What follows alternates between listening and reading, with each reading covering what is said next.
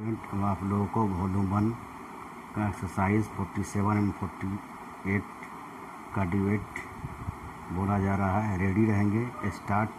अध्यक्ष महोदय, मैं आपकी आज्ञा से अपना बिल सदन के सामने विचार के लिए रखना चाहता हूँ। मैंने इस बिल में एक बात कही है कि जो विदेशी धन गलत तरीके से हमारे देश में आता है उसके ऊपर कोई कड़ी निगरानी होनी चाहिए। मैंने इस बिल में यह भी कहा है कि कोई भी पार्टी, कोई भी संस्था, कोई भी आदमी अगर विदेशों से धन लेता है तो उसकी सूचना तुरंत सरकार को दी जानी चाहिए।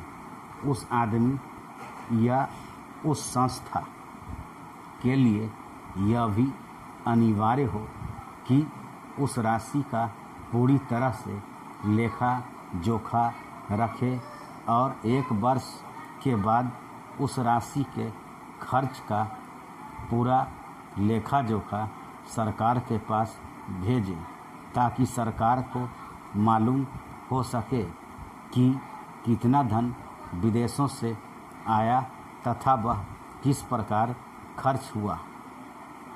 इस सदन में इस संबंध में अनेक बार बहस हो चुकी है।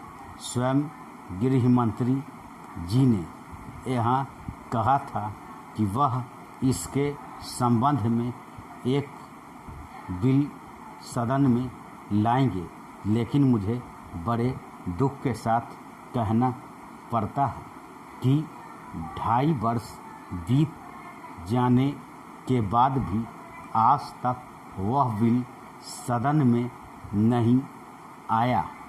आज अगर कोई यह कहे कि मैंने यह पैसा अमेरिका से लिया है या चीन से लिया है या अन्य देश से लिया है, तो उसके ऊपर आज कोई भी मुकदमा नहीं चल सकता।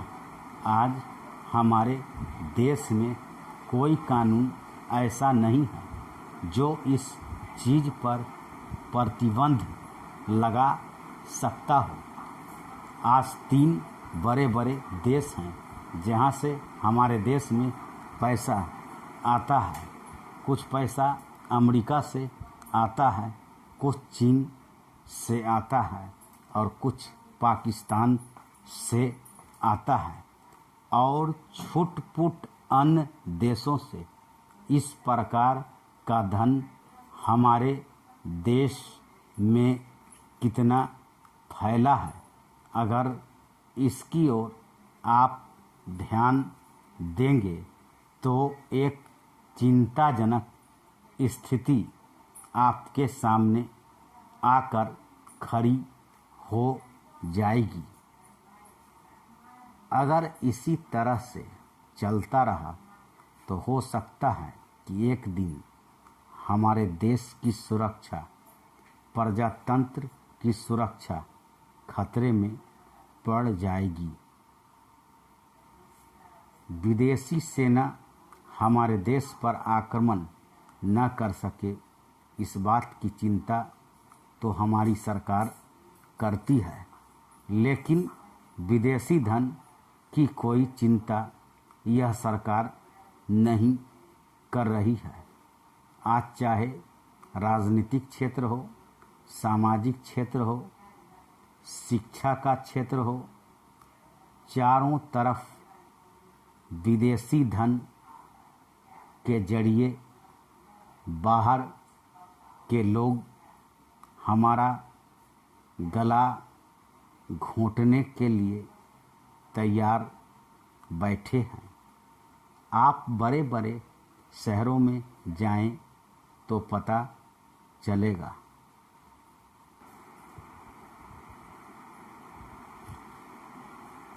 अध्यक्ष महोदय, पैसा देकर लोगों को जासूस बनाया जा रहा है।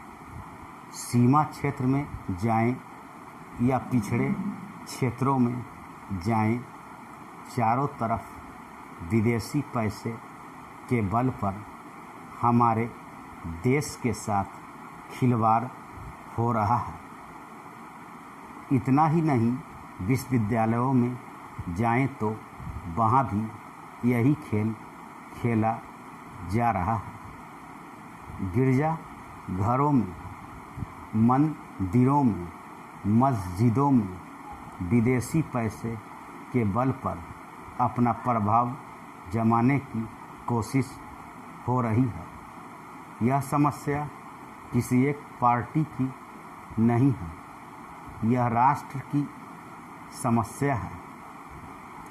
आज सदन में वित्त मंत्रालय की मांगों पर बहस हो रही है। सरकार के हर विभाग का वित्त मंत्रालय से संबंध होता है। देश में जो प्रगति हुई है और हो रही है, उसकी काफ़ी चर्चा हुई है।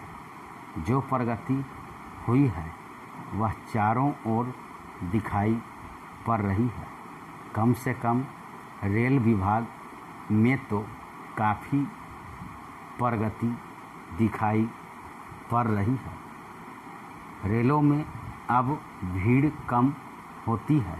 बिजली का भी काफ़ी विकास हुआ है, लेकिन देहातों की तरफ हमारा जो दृष्टिकोण है उसको देखकर कुछ कष्ट होता है।